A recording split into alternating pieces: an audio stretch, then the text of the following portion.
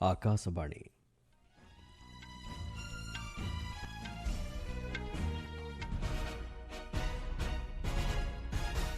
संवाद पढ़ुचंती चंदन घोष। मुख्य संवाद संसद में पारित है व्यय मंजूरी बिल 2026। पश्चिम एशिया यथाशीघ्र शांति सुरक्षा और स्थिरतार पुनस्थापन करने दिगरे यूएई सहित मिलित प्रयास करने दिगरे निजर प्रतिबद्धता दोहराइला भारत। भारत जनजाति महोत्सव 2026 आज आरंभ हेबो नुआ दिल्ली रे। इजराइल आक्रमण रे ईरान रो जातीय सुरक्षा मुख्य एवं बासिस बाहिनी मुख्यंकर मृत्यु होइतिबा नै ईरान रो स्पष्टीकरण। एवं ओलियंस मास्टर सुपर 300 बैडमिंटन टूर्नामेंट रो महिला सिंगल्स वर्गर प्रारंभिक मैच रे भारतर आकर्षी काश्यप विजयी।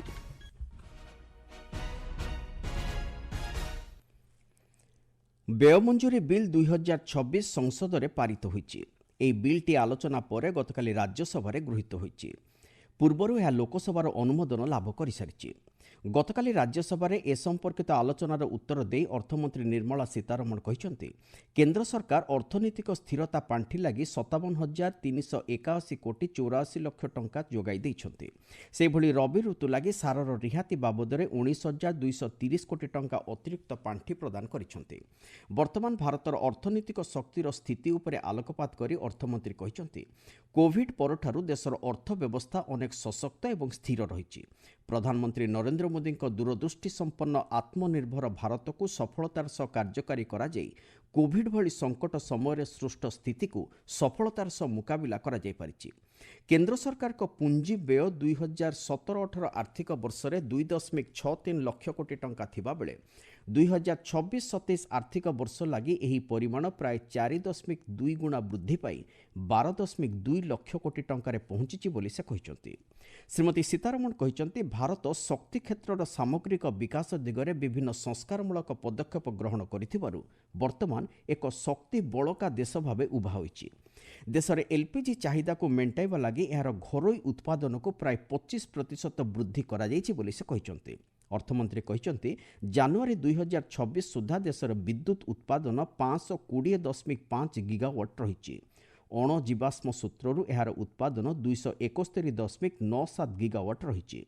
सरकार को समयोचित पदक्षेप जोगु एही सफलता लक्ष्य धार्यर 5 वर्ष पूर्वरु हासिल होई पारिछि बोली अर्थमंत्री कहिसंति। अन्यपक्षे कृषि और कृषक कल्याण मंत्रालयर खर्च दाबी उपरे आज लोकसभा आलोचना करा जाई आवश्यक स्थले मतदान हेबो।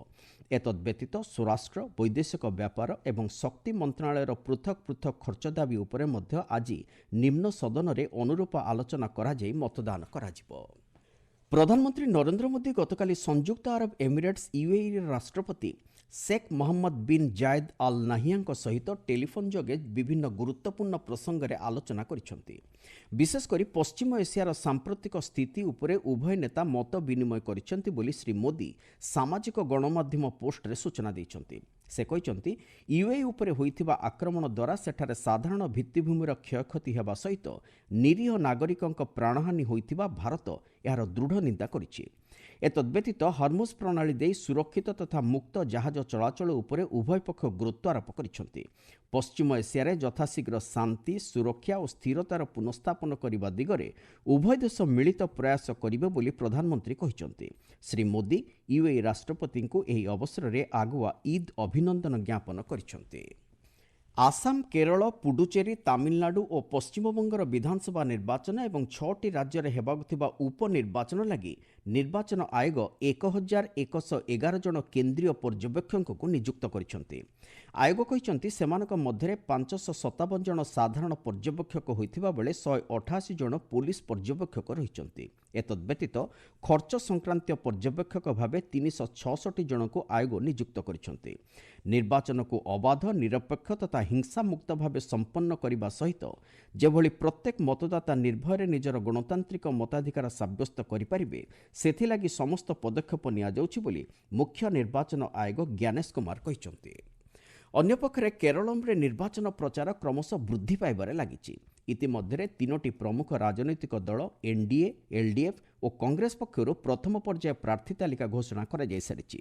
ଗତକାଲି ସେଠାରେ ନିର୍ବାଚନ ଆୟୋଗଙ୍କ ଦ୍ୱାରା ନିଯୁକ୍ତ ଖର୍ଚ୍ଚ ସଂକ୍ରାନ୍ତୀୟ ପର୍ଯ୍ୟବେକ୍ଷକ ପହଞ୍ଚି ସାରିଥିବା ବେଳେ ଆଜି ସାଧାରଣ ପର୍ଯ୍ୟବେକ୍ଷକମାନେ ପହଞ୍ଚିବାର କାର୍ଯ୍ୟସୂଚୀ ରହିଛି। ଆପଣମାନେ ସମ୍ବାଦ ଶୁଣୁଛନ୍ତି ଆକାଶବାଣୀରୁ। मैं सुनील पुलिस के पास आकर आत्मसमर्पण कर चुका हूँ। यहाँ अमकुल 20 कैडर पुलिस के पास है। सुक्रू दादा, शीला, रजिता, मेरा आपसे अनुरोध है कि आप पार्टी छोड़कर आ जाइए और दूसरों को पार्टी छोड़ते समय मत रोकिए, क्योंकि 31 मार्च 2026 के बाद सरकार आत्मसमर्पण स्वीकार नहीं करेगी। इसलिए पुलिस की गोली से मार जाने के बजाय आप सभी किसी भी गांव वालों के फ़ोन नंबर से नीतू दादा को फ़ोन करें। नीतू दादा और मैं स्वयं आपको लेने आएंगे और सुरक्षित तरीके से पुलिस के पास आत्मसमर्पण करवाएंगे। नीतू दादा का फ़ोन नंबर 7815070531। ଭାରତ ଜନଜାତି ମହୋତ୍ସବ 2026 ଆଜିଠାରୁ ନୂଆଦିଲ୍ଲୀରେ ଆରମ୍ଭ ହେବ।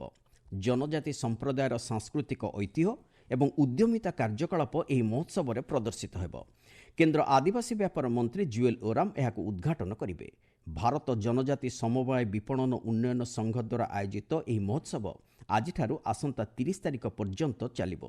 ଏଥିରେ 78ଟି ବନ୍ଧନ ବିକାଶ କେନ୍ଦ୍ର ପକ୍ଷରୁ 200ରୁ ଉର୍ଦ୍ଧ୍ୱ ଷ୍ଟଲ୍ ଖୋଲାଯିବ। ଦେଶବ୍ୟାପୀ 300ରୁ ଉର୍ଦ୍ଧ୍ୱ ଜନଜାତି କାରିଗର ଏହି ମହୋତ୍ସବରେ ଅଂଶଗ୍ରହଣ କରିବେ। କେନ୍ଦ୍ର ସରକାର ଗତ 11 ବର୍ଷ ମଧ୍ୟରେ ରେଳବାଇ କ୍ଷେତ୍ରରେ ଅନେକ ସଂସ୍କାରମୂଳକ ପଦକ୍ଷେପ ଗ୍ରହଣ କରିଛନ୍ତି। ଗତକାଲି ସନ୍ଧ୍ୟାରେ ରେଳ ମନ୍ତ୍ରଣାଳୟର ଖର୍ଚ୍ଚ ଦାବି ଉପରେ ଲୋକସଭାରେ ଚାଲିଥିବା ଆଲୋଚନାର ଉତ୍ତର ଦେଇ ରେଳମନ୍ତ୍ରୀ ଅଶ୍ୱିନୀ ବୈଷ୍ଣବ ଏହା କହିଛନ୍ତି। ସେ କହିଛନ୍ତି, ପ୍ରଧାନମନ୍ତ୍ରୀ ନରେନ୍ଦ୍ର ମୋଦିଙ୍କ ନେତୃତ୍ୱରେ ଏହି କ୍ଷେତ୍ରରେ ନିଆଯାଇଥିବା ବିକାଶମୂଳକ ପଦକ୍ଷେପ ଲାଗି ରେଳବାଇର ଆର୍ଥିକ ସ୍ୱାସ୍ଥ୍ୟରେ ଉଲ୍ଲେଖନୀୟ ଉନ୍ନତି ଘଟିଛି। ବିଶେଷକରି ରେଳଯାତ୍ରୀମାନଙ୍କର ସୁରକ୍ଷା ଓ ସୁବିଧା ଉପରେ ପ୍ରାଧାନ୍ୟ ଦେଇ ସରକାର ବିବିଧ ପଦକ୍ଷେପ ଗ୍ରହଣ କରିଛନ୍ତି। रेलवे की फाइनेंशियल हेल्थ अभी जो भी प्रयास हुए हैं माननीय प्रधानमंत्री जी के नेतृत्व में इन 10 वर्षों में बहुत सुधरी है। रेलवे का बहुत बड़ा फोकस है सेफ्टी पे, पैसेंजर एमिनिटीज पे और पैसेंजर्स के लिए जो सुविधाएं हैं उनको बढ़ाने के लिए। इजराइल आक्रमणରେ ଇରାନର ଜାତୀୟ ସୁରକ୍ଷା ମୁଖ୍ୟ ଅଲ୍ଲି ଲାରିଜାନି ଏବଂ ବାସିଜ ବାହିନୀର ମୁଖ୍ୟ ଘୋଲାମ ରେଜା ସୋଲିମନିଙ୍କର ମୃତ୍ୟୁ ହୋଇଛି ବୋଲି ଇରାନ ସ୍ପଷ୍ଟ କରିଛି। ଇରାନର ପୂର୍ବତନ ସର୍ବୋଚ୍ଚ ନେତା ଆୟତୋଲ୍ଲା ଅଲ୍ଲି ଖାମନେଇ ଏବଂ ତାଙ୍କ ପୁତ୍ର ମୁସ୍ତାଫାଙ୍କ ଅତି ନିକଟତମ ତଥା ଆମେରିକା ଓ ଇସ୍ରାଏଲ ବିପକ୍ଷ ଯୁଦ୍ଧରେ ତେହେରାନ ପକ୍ଷରୁ ଲାରିଜାନି ପ୍ରମୁଖ ଭୂମିକା ଗ୍ରହଣ କରିଥିଲେ। ଏହି ଦୁଇ ପ୍ରମୁଖ ବ୍ୟକ୍ତିତ୍ୱଙ୍କ ମୃତ୍ୟୁ ନେଇ ଇସ୍ରାଏଲ ଦାବି କରିବାର କିଛି ଘଣ୍ଟା ପରେ ଇରାନ ଏହି ସ୍ପଷ୍ଟୀକରଣ ଦେଇଛି। କାତାର ଏୟାରୱେଜ୍ ପକ୍ଷରୁ ଗତକାଲି 5ଟି ବିମାନରେ 1600ରୁ ଉର୍ଦ୍ଧ୍ୱ ଭାରତୀୟ ନାଗରିକଙ୍କୁ ସ୍ୱଦେଶ ଅଣାଯାଇଥିବା ସମ୍ପର୍କରେ ଦୋହାସ୍ଥିତ ଭାରତୀୟ ଦୂତାବାସ ପକ୍ଷରୁ ସୂଚନା ଦିଆଯାଇଛି।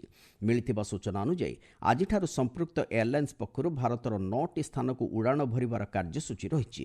ଅନ୍ୟପକ୍ଷରେ ଏୟାର ଇଣ୍ଡିଆ ଓ ଏୟାର ଇଣ୍ଡିଆ ଏକ୍ସପ୍ରେସ୍ ପକ୍ଷରୁ ଆଜି ପ୍ରାୟ 50ଟି ବିମାନ ଭାରତ ପଶ୍ଚିମ ଏସିଆ ମଧ୍ୟରେ ଯାତାୟାତ କରିବ ବୋଲି ସୂଚନା ଦିଆଯାଇଛି।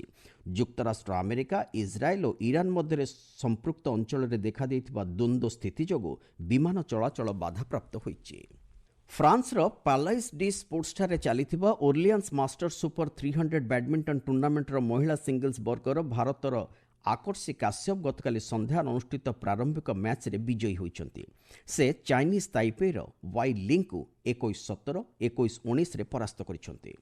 ପୁରୁଷ ସିଙ୍ଗଲ୍ସ ବର୍ଗରେ ଭାରତର କିଦାମ୍ବି ଶ୍ରୀକାନ୍ତ ଆଜି ଡେନମାର୍କର ମ୍ୟାଗ୍ନସ୍ ଜୋହାନ୍ସନ୍ଙ୍କୁ ଭେଟିବେ। ପୁରୁଷ ଏଫ୍ଆଇଏଚ୍ ହକି ବିଶ୍ୱକପ୍ 2026 ଲାଗି ପାରମ୍ପରିକ ପ୍ରତିଦ୍ୱନ୍ଦ୍ୱୀ ଭାରତ ଓ ପାକିସ୍ତାନ ପୁଲ୍ ଡିରେ ସ୍ଥାନ ପାଇଛନ୍ତି। ସେମାନେ ନେଦରଲ୍ୟାଣ୍ଡସର ଆମଷ୍ଟରଡ୍ୟାମରେ ନିଜ ନିଜ ମ୍ୟାଚ୍ଗୁଡ଼ିକ ଖେଳିବେ। ପୁଲ୍ ଡିରେ ଏହି ଦୁଇ ଦଳ ବ୍ୟତୀତ ଇଂଲଣ୍ଡ ଏବଂ ୱେଲ୍ସ ମଧ୍ୟ ସ୍ଥାନ ପାଇଛନ୍ତି। ବେଲଜିୟମ ଓ ନେଦରଲ୍ୟାଣ୍ଡସ ଦ୍ୱାରା ମିଳିତ ଭାବେ ଆୟୋଜିତ ହେବାକୁ ଥିବା ଏହି ବିଶ୍ୱକପ୍ ଟୁର୍ଣ୍ଣାମେଣ୍ଟ ଆମଷ୍ଟରଡ୍ୟାମ ଓ ୱାଭ୍ରେରେ ଆସନ୍ତା ଅଗଷ୍ଟ 15ରୁ 30 ତାରିଖ ପର୍ଯ୍ୟନ୍ତ ଅନୁଷ୍ଠିତ ହେବ। ଏହି ପ୍ରତିଯୋଗିତାରେ ଭାଗ ନେଉଥିବା ମୋଟ 16ଟି ଦଳକୁ 4ଟି ଗ୍ରୁପରେ ବିଭକ୍ତ କରାଯାଇଛି। ମୁଖ୍ୟ ସମ୍ବାଦଗୁଡ଼ିକ ପୁଣି ଥରେ।